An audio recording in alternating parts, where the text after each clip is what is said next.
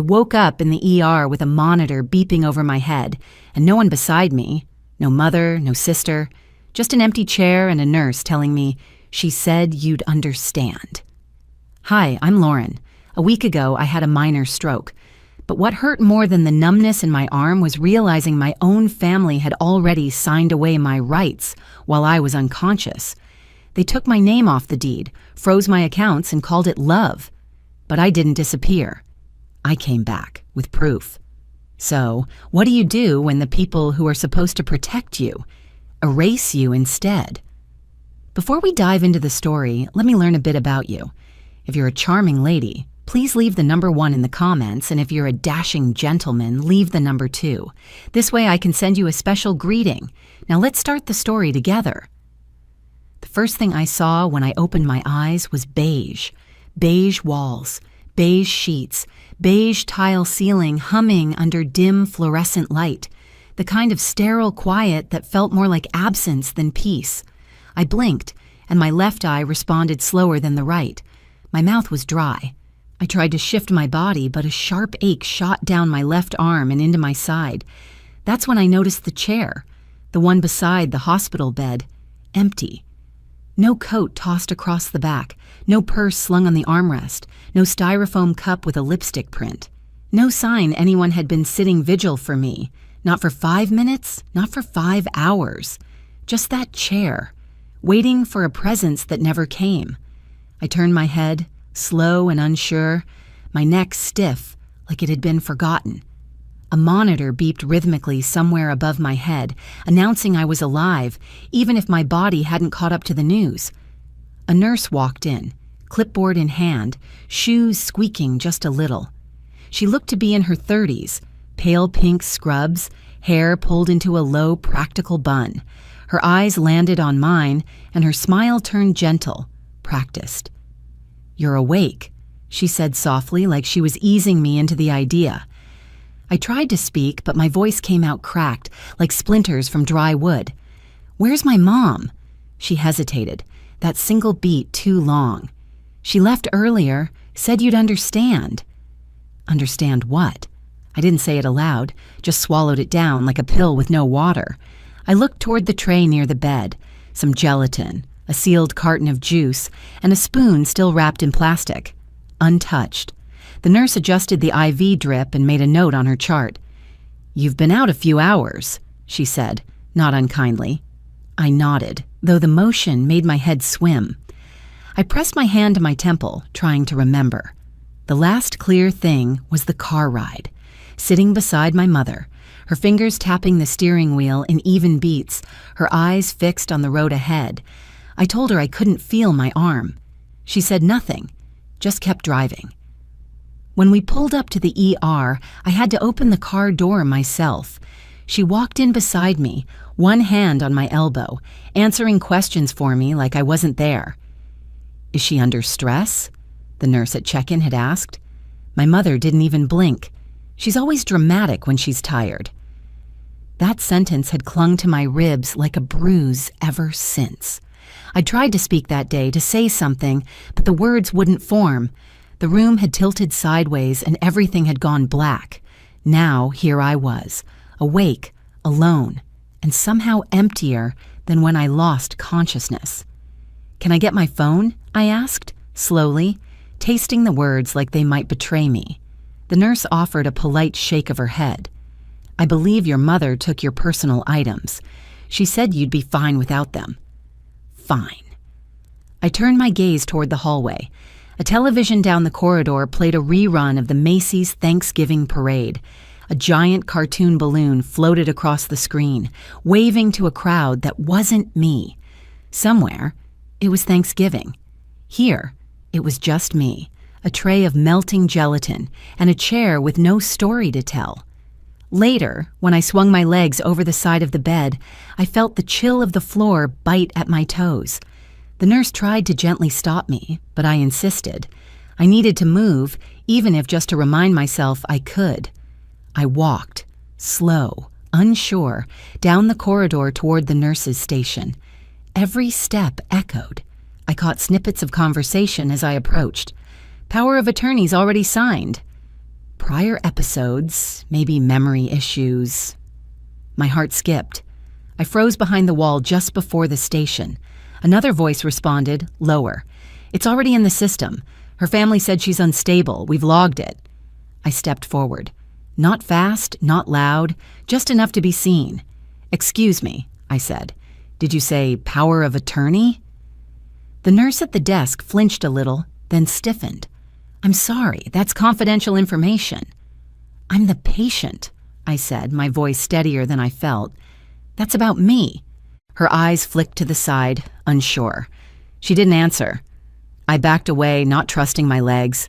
I made it to the wall and leaned against it, eyes staring at the floor tiles, trying not to cry. There were no tears anyway, just that dry, hollow throb in my chest. My mother didn't wait to see if I'd live. She didn't bring a charger. She didn't bring comfort. She brought signatures. Legal ink. She came long enough to sign me away.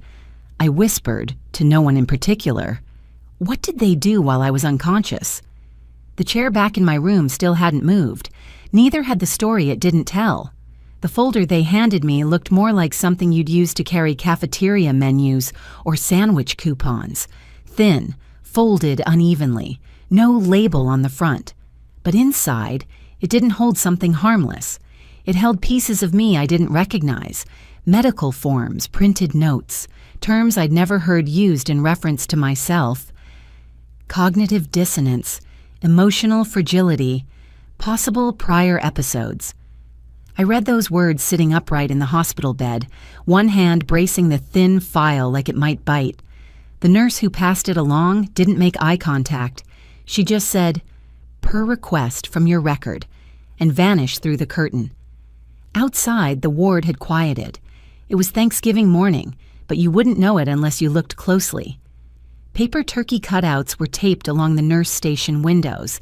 Somewhere down the hall, someone was humming Silver Bells like they'd jumped a holiday ahead. But for me, time felt frozen, paused at a point between shock and something colder. I flipped the page again. My name was typed at the top, but the content read like it belonged to someone else. Patient exhibits signs of mild disorientation, it said. History of dramatized symptoms. Suggest emotional instability. Recommend family oversight. Family oversight. My jaw clenched. Vanessa used to call me resilient, like it was a charm she could use to excuse disappearing on me whenever I needed something real. You always bounce back, she'd say with a proud smile, as if I were a rubber band, not a person. I heard a quiet knock on the metal bed frame and looked up. He was young, mid-20s maybe, too clean-cut to have seen much of the world yet.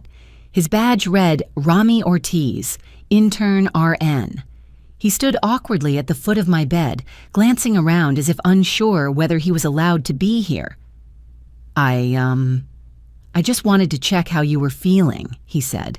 I noticed your chart didn't match how you presented. Thought maybe you'd want to know that. I narrowed my eyes.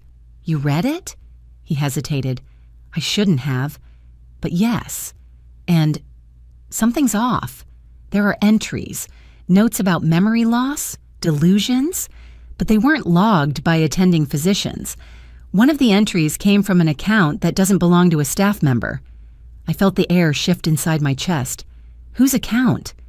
He shook his head slightly, careful. It was added remotely. The metadata shows it was uploaded from outside the building.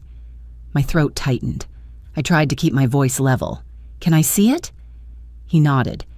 I can print a copy when I do the next round. Then, quieter. I'll leave it under your meal tray. When he slipped out, I sat in silence, the paper folder still open in my lap. My fingertips tingled with that familiar feeling, anger trying to be calm. I thought about the date on the note. It was from 2 weeks ago. And 2 weeks ago, I'd had my annual physical. The results were normal. My doctor told me I was in better shape than most people half my age. So who had decided I wasn't fine? The page under my tray came an hour later. It was folded twice and printed in faint ink, like a secret whispered too quietly to last. I unfolded it slowly. At the bottom, there was a line that read, POA filed, Vanessa Chen, signed Lauren Chen, dated 2 weeks prior. I stared at that signature like it was a stranger. It looked vaguely like mine, close enough to fool someone skimming, but there were things missing. The slant was too upright. The loop in the L was open, not closed. Whoever forged it didn't know I always tucked the bottom curve tight, like a tail hidden beneath a skirt. I pushed the tray away, reached for the hospital phone, and punched in my credit card company. "Please verify your name and zip code," the rep asked. I did. "And your date of birth?" "March 4th, 1988. A pause.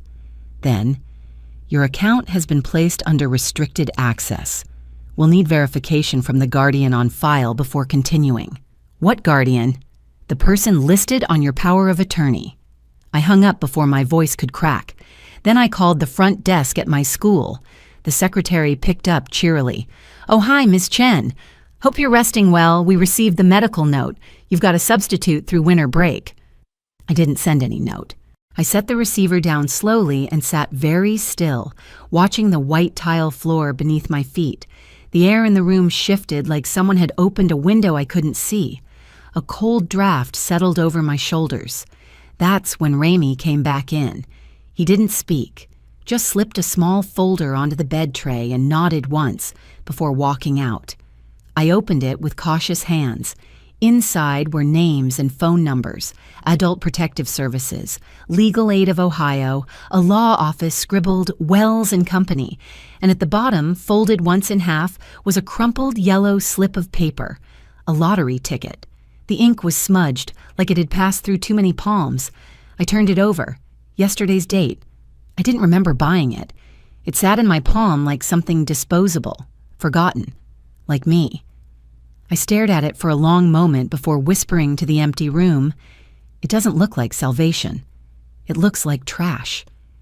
But sometimes, trash holds the truth no one wants to admit was valuable. The shoes were too big.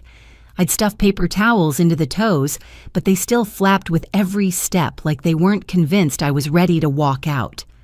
The hoodie Ramey had left was a faded navy blue, 2 sizes too large with sleeves that swallowed my fingers. But it was warm, and that morning, warmth was all I could ask for. No one stopped me. That was the most terrifying part. No nurse glanced up. No orderly came jogging down the hall with a clipboard. No voice called after me with concern or suspicion. I moved past the nurse's station, through the double doors, down the long hallway to the east exit. Every fluorescent light hummed above me like it was tired of trying. The linoleum floors didn't even squeak under my feet. Vanessa once joked, "You could walk out of a burning house and no one would notice. You were always the quiet one." Well, here I was, walking out, and she was right. No one noticed. Outside, the early morning air cut sharp against my face. November in Ohio was cold enough to remind you still had skin. I tightened the hoodie around my chin and scanned the east lot. Most of the spaces were empty, just a few night shift vehicles, a maintenance van, and then, tucked near the edge, a dusty blue pickup truck idling with the lights off. Ramey had said, "East lot, 6:30, blue truck, just go." I didn't look back. I opened the passenger door, slid inside, and kept my hands in my lap. The man behind the wheel looked like he hadn't slept much. Salt and pepper beard, wire-framed glasses, a coat that had seen more winters than I had. "You Lauren?" he asked. I nodded. "Good, I'm Al. Let's not talk till we're out of city limits." The ride was quiet. 2 towns over, we stopped at a diner that looked like it had been built with leftover bricks and bad intentions. The coffee was weak. The eggs were watery, but it was hot, and it was real. Al opened a worn leather briefcase and laid out a stack of papers between us. "This is the guardianship petition filed last week. Attached to it are 2 psychiatric evaluations. One's dated 3 months ago, signed by Dr. L. Kendricks." I looked up. "He's been dead 3 years, Al said before I could ask. The words didn't land so much as settle, like dust on a windowsill. She didn't just want to monitor you, he continued. She wanted you legally incapable of objecting. I asked the only question that mattered. Do they think I'm missing? He shook his head. They know exactly where you are. They just didn't want you back. A silence stretched between us, brittle and dry. You need to disappear, he said finally. Not forever, just long enough to build proof. I know a place. Not fancy, but safe. So that's how I ended up in a cabin tucked into the folds of the Smoky Mountains, Tennessee side. The air smelled of old pine and wet soil. The wood floors creaked like they were remembering every footstep that came before mine. There were no mirrors, no clocks. One heater in the wall ticked like a broken metronome. It was the kind of place built for waiting or forgetting. I opened the duffel bag Al had handed me at the truck stop. It held basic clothes, a battered laptop, a toothbrush, and, at the very bottom, an envelope marked Legal Personal in my father's handwriting. My breath caught. My hands trembled slightly as I opened it. Inside, his original will, 5 years old, listing me as the primary heir, and then another copy, revised, my name replaced, scratched out like a clerical error. Attached was a deed to the house I'd grown up in. My name was no longer there either. At the back of the envelope, folded tightly, was a page he'd started to fill out. A new amendment, unfinished, unsigned. He'd been planning to revisit it. Maybe he'd known something was off. Maybe he'd just run out of time. I closed the file and set it beside the small desk in the corner of the cabin. The Wi-Fi was patchy, but stable enough to search one thing. I opened the laptop, typed in my full name, and waited. No recent employment records, no credit activity, no public mentions, no alert. I tried a few variations. Lauren M. Chen, L. Marie Chen, nothing. I clicked through county records, state directories, anything that might whisper, "You were here." It was all blank. I didn't legally exist. The room felt colder after that. Or maybe I was just finally still enough to feel it. I stood up, walked to the window, and pressed my palm against the glass. Outside, the sky was low and silver, clouds hanging like breath you couldn't exhale. Then it happened. Snow, not fast, just a few flakes at first, drifting slow, casual, like ash falling from a memory. I watched them collect on the windowsill. "They erased me," I whispered, "but I'm still here." Behind me, the heater ticked, and ticked, and ticked. She wore beige like it was sympathy and smiled like she was mourning someone who wasn't dead. The live stream buffered for a second, then snapped into clarity. Vanessa standing at the center of a rented ballroom in downtown Columbus. Her makeup was soft, carefully done to appear untouched. The lights above the stage glinted off her pearl earrings, and her dress hung perfectly, like it had been steamed twice for good measure.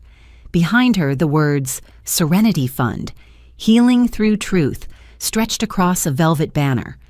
My name wasn't anywhere on the screen, but I knew the story she was telling.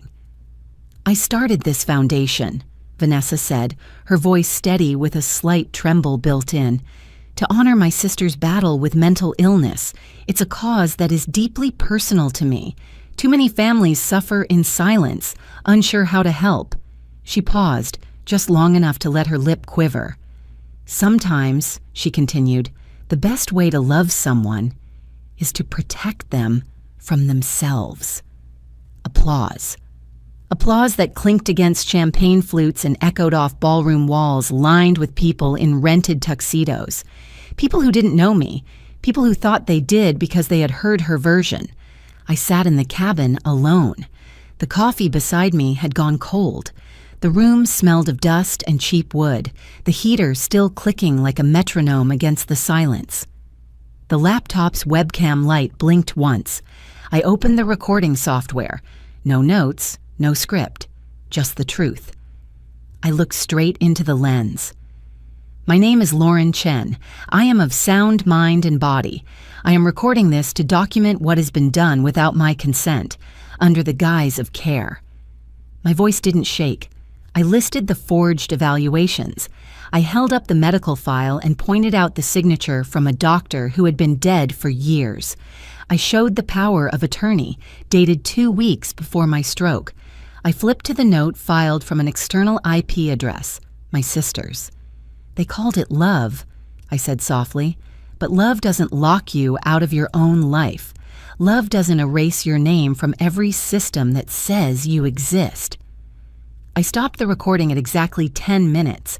The file saved to a folder on my desktop, OD23 affidavit final.mp4. An alert flashed across the screen, encrypted backup complete. The dead man's switch was set.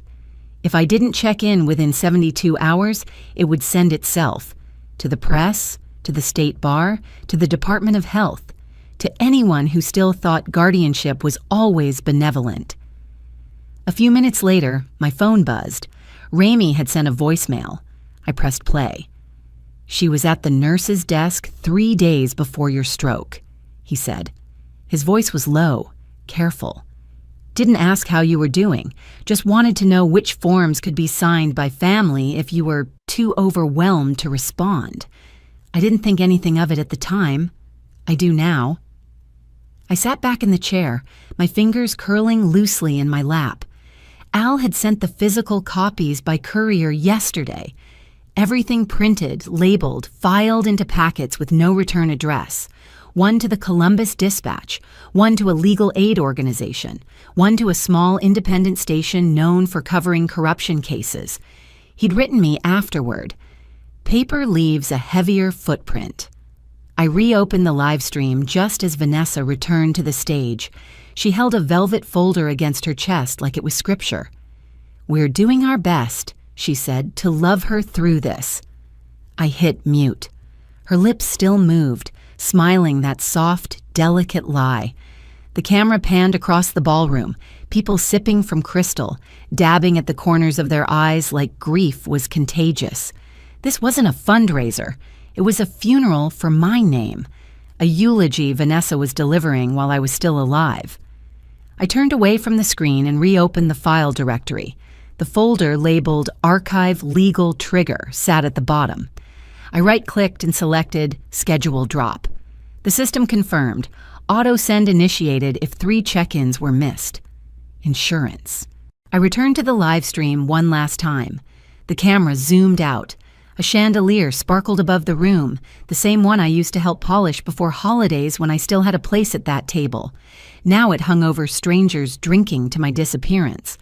I turned on the webcam again. This time I didn't record a statement, just one sentence, just one truth. "You wanted silence. You built an empire on it. Now hear what it remembers."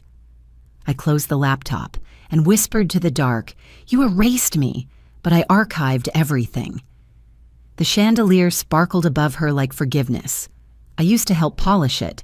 Thanksgiving mornings, wedding receptions, the odd family gathering where we all pretended to like each other more than we did.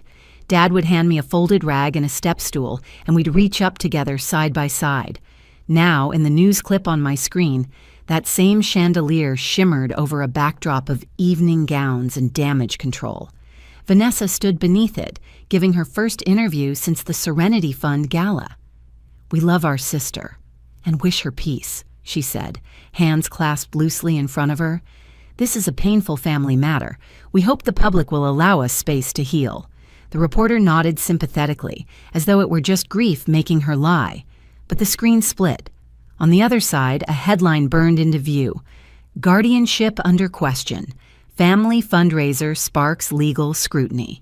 Below it, grainy snapshots of documents appeared. A psychiatric evaluation dated 3 years after the physician's death. Signatures filed without witness verification. A will revision lacking probate.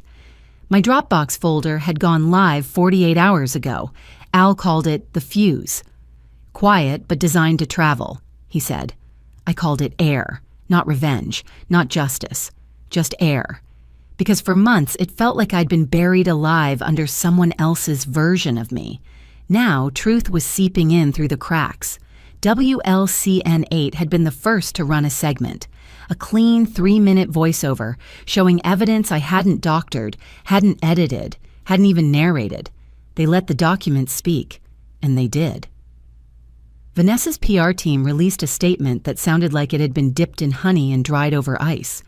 We ask for understanding and privacy during this time, but you don't get to disappear someone and then ask the world to look away. By the end of that week, the DOJ announced a preliminary inquiry into financial abuse under emergency medical guardianship.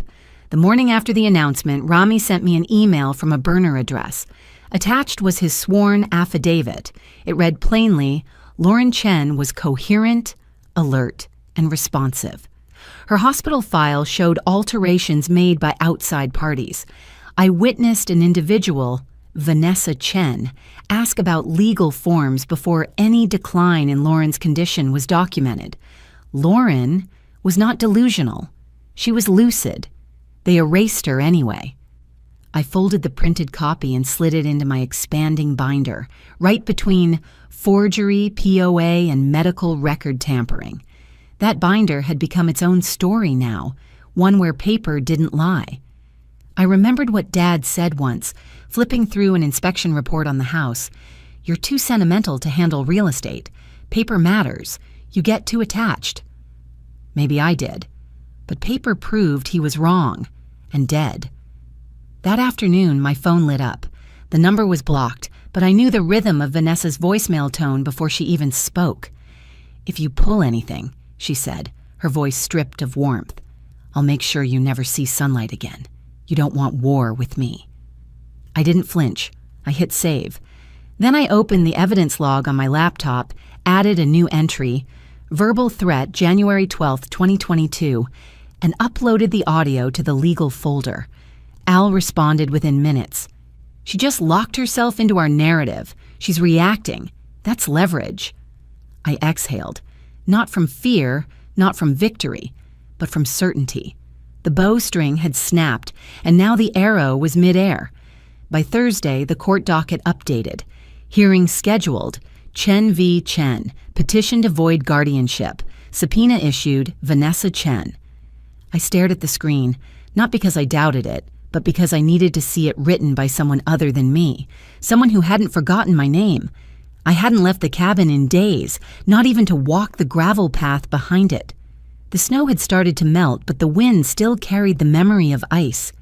I padded across the wood floors to the narrow bathroom tucked behind the kitchen. It had no mirror above the sink. I hadn't seen my reflection in weeks. But the medicine cabinet door was cracked. Inside, an old square of glass caught just enough light to offer me back a blurry version of myself. I stepped closer. My hair was longer than I remembered, my face thinner. The bruising under my eyes had faded, but not entirely, and yet there I was.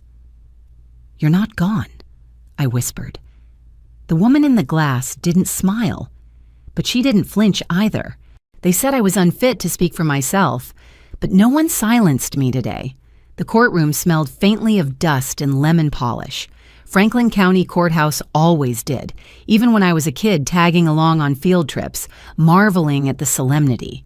Now I was 34, standing under the same vaulted ceilings, only this time my voice didn't need permission. The snow clung to the edges of my blazer as I stepped onto the witness stand. I didn't brush it off. The manila folder in my hand felt heavier than it looked. The same hand that once trembled reaching for a hospital wall now lifted it without hesitation. I set it down with quiet certainty. Inside was my name, misspelled in forged documents, erased from property records, tied to diagnoses I never received. I was told I was confused, I said, calm and clear, that I imagined things, that I needed others to speak for me. But confusion doesn't forge signatures, and grief doesn't rewrite deeds. Across the aisle, Vanessa sat between two attorneys. Her hair was as perfect as always, makeup soft and careful, but her hands kept adjusting the hem of her blazer. Her gaze never fully met mine. Al presented the trail, one piece at a time. The power of attorney filed without a verified witness.